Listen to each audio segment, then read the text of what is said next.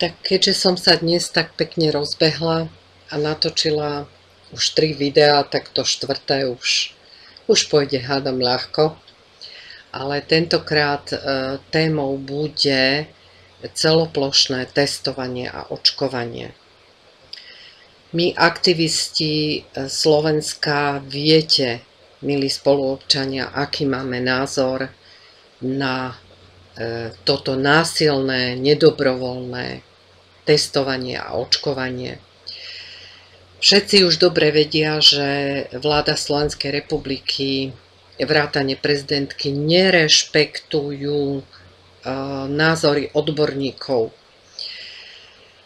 Lekári, právnici, všetci tí, ktorí upozorňovali na problémy, nedostatočné informácie ohľadne testov, ich bezpečnosti, ich pôvodu, že nebol k tomu informovaný súhlas, že sa to robí halabala, veď my sme tu ako v Uruguayi, hádam, aj tam to funguje lepšie.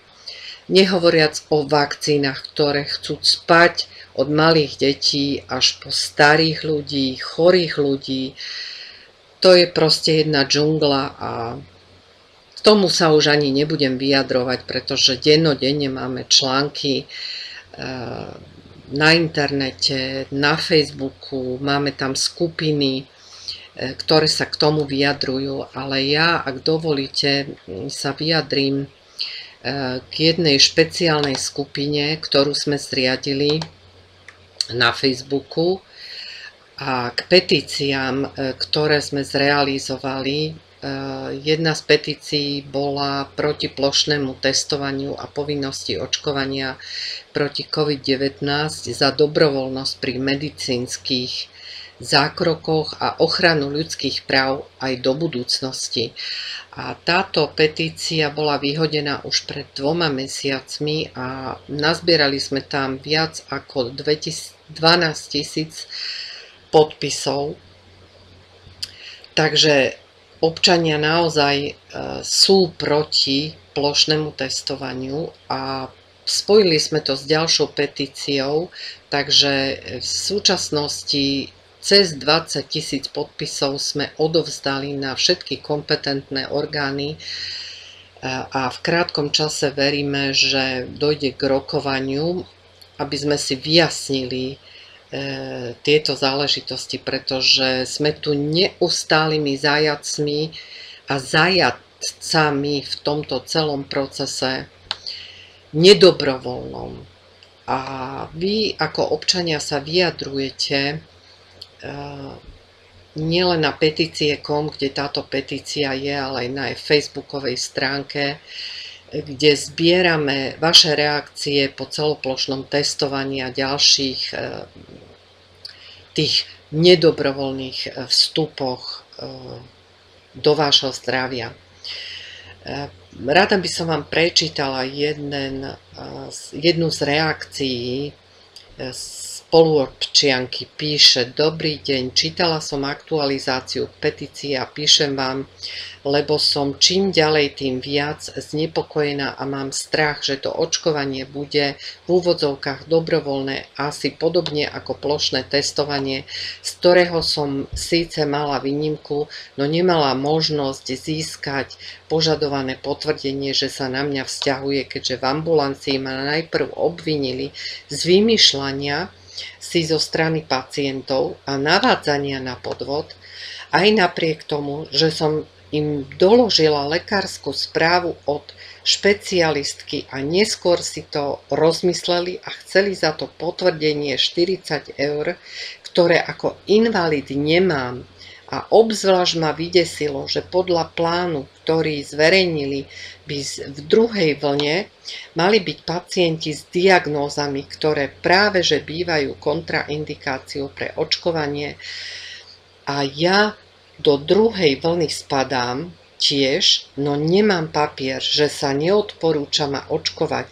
A keď mám diagnózu, pri ktorej toto potvrdenie deťom zvyknú dávať, ja som ju však dostala až po absolvovaní povinných detských očkovaní, na ktoré som vraj aj mala horšiu reakciu, čo v tých dobách ešte nikoho nezaujímalo. Nechcem si nechať poškodiť zdravie takýmito experimentami, problémov mám dosť už aj bez toho. Navyše v kuse tvrdia, že táto nová vakcína nemá žiadne rizika, čo je absurdné, keďže aj rokmi overené vakcíny majú rizika aj vážnych trvalých následkov, aj keď ojedinele, no majú. Neviem ani, na koho sa obrátiť, pretože keď som kontaktovala špecialistu, ktorý sa práve kontraindikáciami očkovania má zaoberať, dokonca to priam popieral a splietal nezmysly, že očkovanie nespôsobuje autizmus a úplne prekrúcal, na čo som sa ho pýtala, aj keď som sa pýtala normálne veci a priamo písala, že tými otázkami nemyslím blúdy o autizme z očkovania.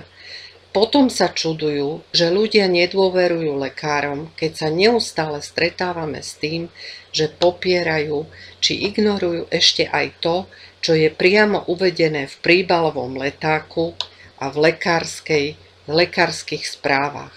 Mám strach. Takže, milí spoluobčania, takto to vyzerá, že naši spoluobčania majú strach a majú opodstatnený strach. Kto sa ich zastane? Nekonajú patričné inštitúcie, nekoná vláda.